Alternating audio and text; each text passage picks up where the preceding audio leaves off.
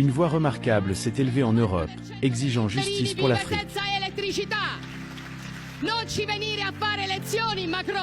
Le Premier ministre italien Giorgia Meloni, avec une passion inébranlable, est devenu un phare d'espoir, plaidant pour la libération des nations africaines de l'exploitation occidentale. C'est ce qu'on appelle le franc CFA. C'est la monnaie coloniale que la France imprime pour 14 pays africains, à laquelle elle applique le seigneuriage, et en vertu de laquelle elle exploite les ressources de ces pays. C'est un enfant qui travaille dans une mine d'or au Burkina Faso. Le Burkina Faso est l'un des pays les plus pauvres du monde. Malgré la présence d'or, la France imprime de la monnaie coloniale pour le Burkina Faso et exige en échange que 50% de tout ce que le Burkina Faso exporte finisse dans les caisses du Trésor français. Ce que cet enfant rampe dans un tunnel pour extraire finit en grande partie dans les caisses de l'État français. La solution n'est donc pas de prendre les Africains et de les déplacer vers l'Europe. La solution est de libérer l'Afrique de certains Européens qui l'exploitent et permettent à ces gens de vivre de ce qu'ils ont.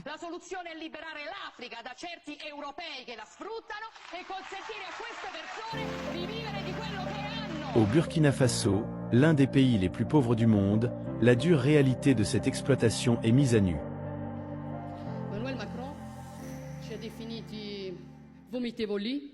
Emmanuel Macron nous a traités d'ignobles. Qu'on en finisse avec les responsables.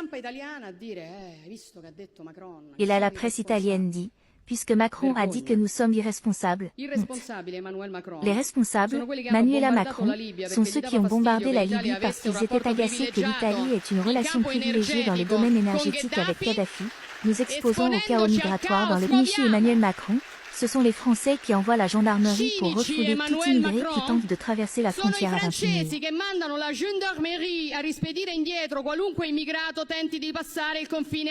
Mais surtout, parce qu'il faut dire les choses comme elles sont, dégoûtantes. Équipe, bien, que voulez-vous? Si jamais vous enlevez la façade.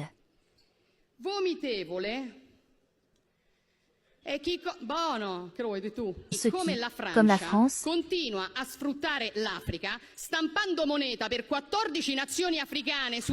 continuent d'exploiter l'Afrique en imprimant de la monnaie pour 14 nations africaines, sur lesquelles ils appliquent le seigneuriage, en faisant travailler des enfants dans les mines pour extraire des matières premières.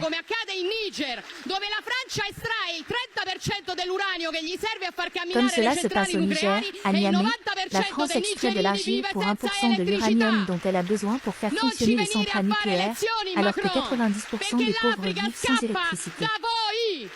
Ne venez pas nous donner des leçons, Macron, parce que l'Afrique vous fuit, et la solution n'est pas de déplacer les Africains vers l'Europe mais de libérer l'Afrique de certains Européens. Alors peut-être vaut-il la peine de rappeler à ce gentil monsieur qu'avant de porter des jugements aussi lapidaires envers ses partenaires européens, il devrait se rappeler comment la France se comporte envers ces gens-là. On ne peut pas dire aux autres qu'ils ne sont pas assez accueillants quand on imprime de la monnaie pour 14 nations et qu'on applique le seigneuriage. Car ce que Maratin ne lui a pas expliqué avant, quand il nous a dit que ce n'est qu'un système d'échange, c'est que cette gauche qui est là à défendre le néocolonialisme, rappelle ce qu'est la gauche italienne aujourd'hui. Car je frémis devant les articles de Repubblica. Aujourd'hui, Merlot dans Repubblica m'appelle la « reine de la Catona » parce que je me suis permise d'expliquer qu'en Afrique il y a toujours un problème néocolonial. Car qu'est-ce que Merlot s'en fout, que dans ses salons romains, italiens et parisiens, ce problème n'existe pas. J'irai l'expliquer aux associations d'Africains qui fuient, qui dénoncent, et qui brûlent le franc CFA sur la place pour ce qu'il produit. Je n'ai pas dit quelque chose d'important que Caen a oublié, un détail que Maratin a oublié. Que demande la France en échange de ce système d'échange? Non, parce que ces choses-là me rendent fou. En plus, je le répète, ça me rend vraiment fou, que quelqu'un du PD, qui devrait être la gauche italienne, défende le néocolonialisme de l'Afrique. Ah bon? Mais qui s'en soucie? La France est un bienfaiteur de l'Afrique, Maratin. Je vais le dire ainsi, en échange de ce système d'échange, la France exige que ces nations versent dans les caisses du Trésor français l'équivalent de 50% de leurs exportations. Au Burkina Faso, j'ai appris qu'1 milliard équivaut à peu près à 10 milliards. Au Burkina Faso, excusez-moi, où sont les enfants? J'ai montré l'autre soir une photo d'un enfant, je vous la montrerai aussi. C'est un enfant qui travaille dans une mine d'or au Burkina Faso. Ils utilisent des enfants pour travailler dans ces mines d'or parce qu'ils peuvent mieux entrer dans les tunnels, d'accord? 50% de l'or que cet enfant entre dans un tunnel pour extraire finit dans le trésor français. Maintenant, est-ce que ça vous paraît normal?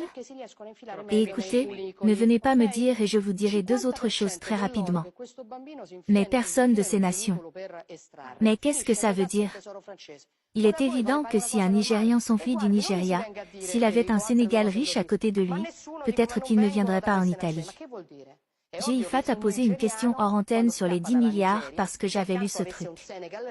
Il m'a répondu que les 10 milliards ne sont pas des choses que les Africains pourraient utiliser pour investir dans les routes, les ponts, les infrastructures, mais ce sont les réserves que chaque pays doit avoir.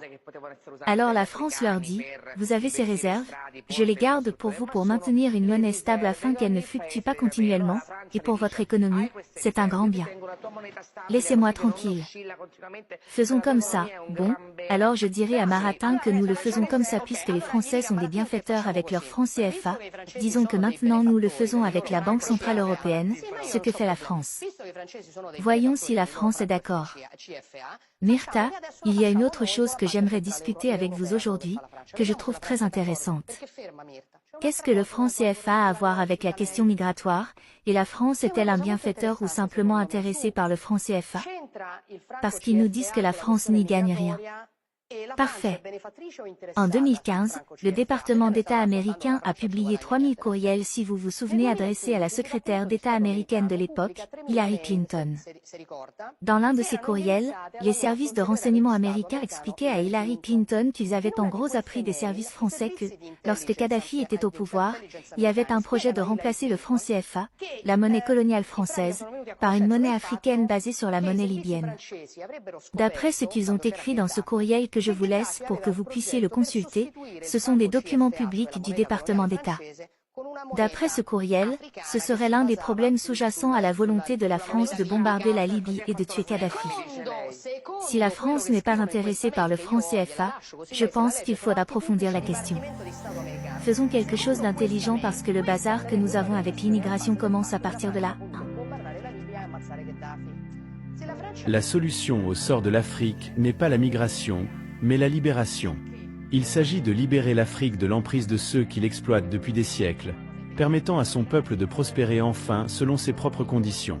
Les mots de Meloni résonnent puissamment à travers les continents, alors qu'elle affronte ceux qui voudraient maintenir l'Afrique enchaînée, rappelant au monde que le véritable chemin vers la justice réside dans la liberté de l'Afrique.